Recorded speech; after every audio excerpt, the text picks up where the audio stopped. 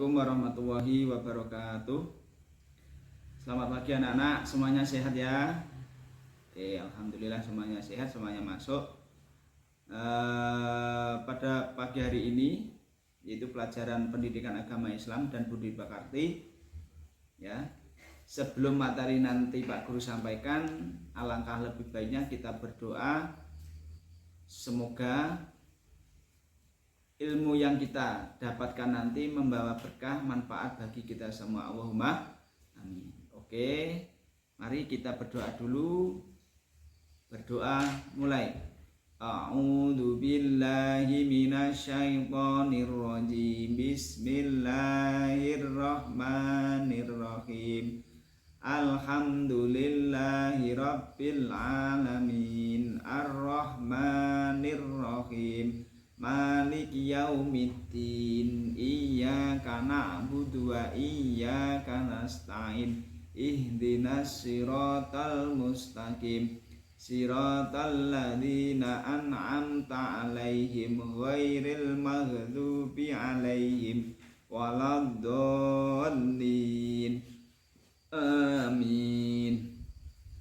Bismillahirrahmanirrahim. Rabbi zidni ilma warzuqni fahma. Amin ya rabbal alamin. Alhamdulillahirabbil alamin. Oke, anak-anak, setelah kita berdoa ya, selanjutnya untuk pelajaran pendidikan agama Islam dan budi pekerti pada pagi hari ini kita materinya membahas tentang kaitannya wudhu ya. Kaitannya dengan wudhu. Wudhu di sini adalah syarat sahnya sholat ya. Sebelum melakukan sholat adalah kita berwudhu. Berwudhu di sini wajib.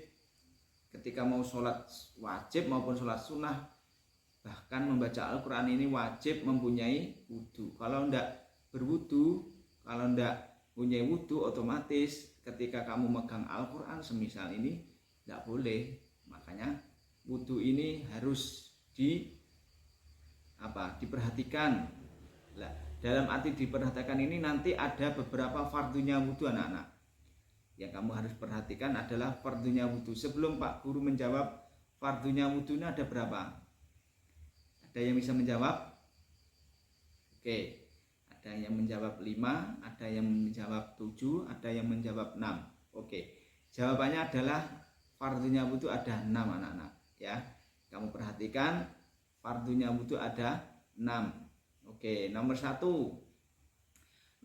di sini adalah niat ya. Niat ini wajib hukumnya ya. Nomor 1 niat wajib hukumnya diucapkan. Wajib diucapkan dalam lisan maupun dalam hati. Boleh diucapkan dalam lisan maupun dalam hati. Ini pertama adalah niat wajib hukumnya. Kalau nggak niat nanti nggak sah sholatnya. Walaupun runtut, walaupun urut, tertib nanti tidak sah. Ya, innama a'malu bin niat. Segala sesuatu ini tergantung niatnya. Ya, segala sesuatu ini tergantung niatnya. Niatnya kok nggak diucapkan tapi runtut wudunya ya nggak sah. Nah, ini harus diucapkan. Anak-anak pasti semuanya sudah hafal, sudah tahu niatnya, yaitu saya mengulang atau ya mengingatkan, yaitu niatnya nawaitul wudu'a li rafil hadasil asghari fardholillahi ta'ala. Oke. Terus niatnya nanti di mana? Ketika apa? Ketika melakukan apa, Bapak? Oke, saya jawab.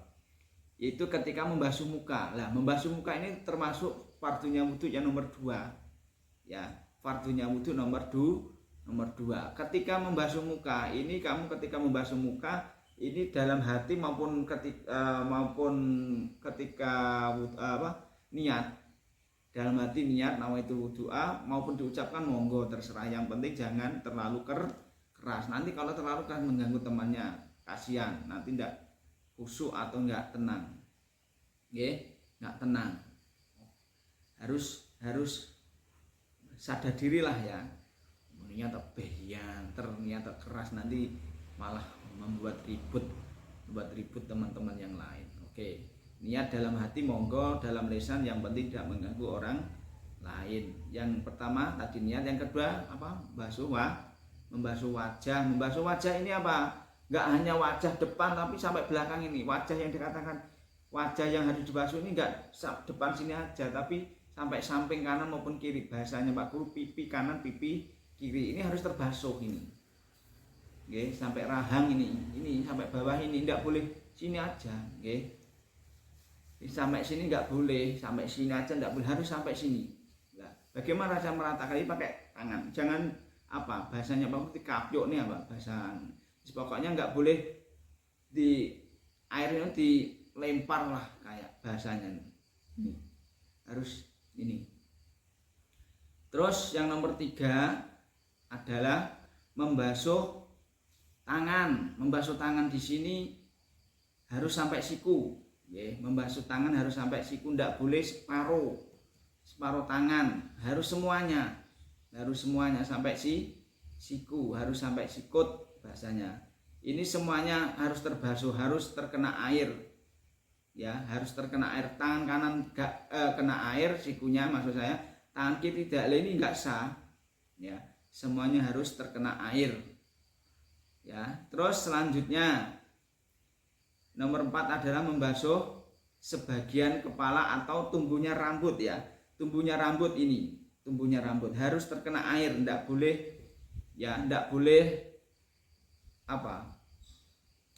Pokoknya pas jidat ini terkena air, tidak, harus tumbuhnya rambut tadi minimal 3 helai ini sudah termasuk memenuhi syarat untuk berwudu, ya, harus terkena air.